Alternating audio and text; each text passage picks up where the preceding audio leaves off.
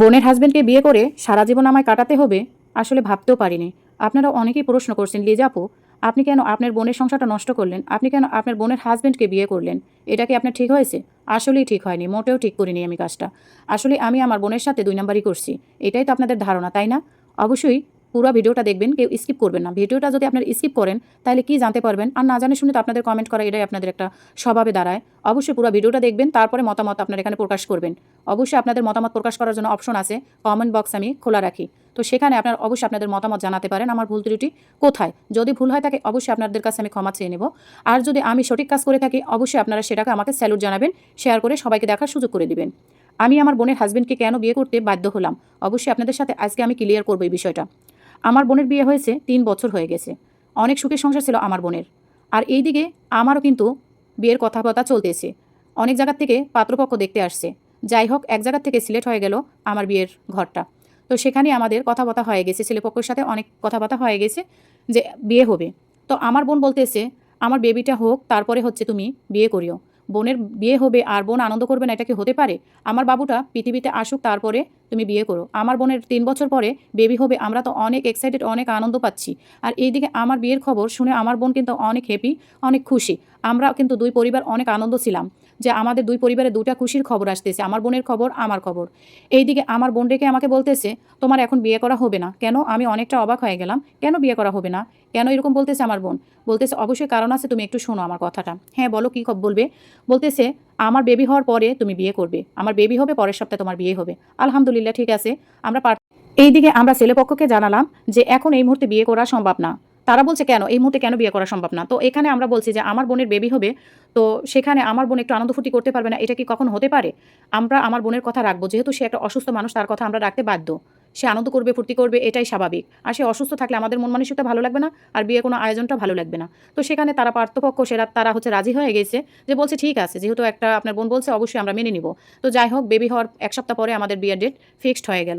যাক, আমরা কিন্তু অনেক আনন্দ ফুর্তি করে বেড়াচ্ছি, অনেক খুশিতে। আর এইদিকে আমি কিন্তু ছেলের সাথে টুকটাক কথা বলতেছি, তার প্রতি কিন্তু একটা মায়াও কাজ করতেছে, যেহেতু আমাদের বিয়ের কথা বোধন সব কিছু হয়ে গেছে এখানে।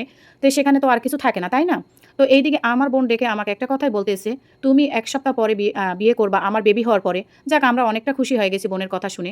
তারপরে বোন বলতেছে একটা কথা বলবো, তুমি কি শুনবে কথাটা? আমি বলছি কি কথা? অবশ্যই শুনবো, কেন শুনবো না। বোনটাকে বলতেছে তুমি আমার বাচ্চার দায়িত্ব নিবা, তুমি আমার হাজবেন্ডের দায়িত্ব নিবা। আমি আসলে এই পৃথিবীতে থাকবো কি না সেটাও আমি জানি না, আমার মনটা একটু ভালো লাগতেছে না। তুমি কথা দাও আমার বাচ্চাটাকে তুমি দেখবা। এই পৃথিবীতে আসলে আমার বাচ্চাটাকে তুমি ছাড়া কেউ আমার বাচ্চাটাকে ভালোবাসবে না। আসলে আমার হাজবেন্ড যদি কাউকে বিয়ে করে সে কিন্তু আমার বাচ্চাটাকে একটু মোটেও ভালো রাখবে না, মায়ের আদর দিতে পারবে না। তুই পারবি আমার মেয়েকে ভালোবাসা দিয়ে আগলে রাখতে, আমার মেয়েকে নিজের মেয়ে করে, নিজের ছেলে করে তুই রাখতে পারবি। যাক, কী বেবি হবে সেটা তো আর আমরা জানতাম না। আল্লাহ যা কিছু দিবে তাই আমরা অনেক এক্সাইটেড নিয়ে আসি আর খুশিতে আছি। তো এইদিকে বোনের কথা রাখতে গিয়ে আমরা আসলে সবাই আনন্দ। এইদিকে বোনের বাচ্চা হওয়ার ডেট চলেই আসলো।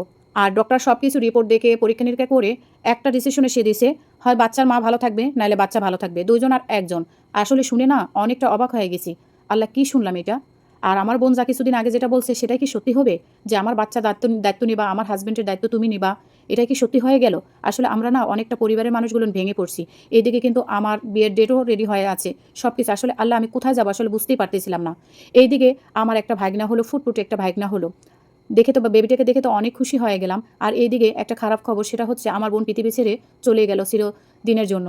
আর আমাকে যে কথা দিয়ে গিয়েছে আর কথা রাখতে বলছে, সেই কথাটা রাখতে গিয়ে আসলে আমি বুঝতেই পারতেছিলাম না আমি কি করব। এই ছোট্ট পিচ্চি বাচ্চাটার দিকে তাকাবো, ৩ দিনের বাচ্চাটাকে আমি গ্রহণ করব, না আমি অন্যদিকে কাউকে বিয়ে করব।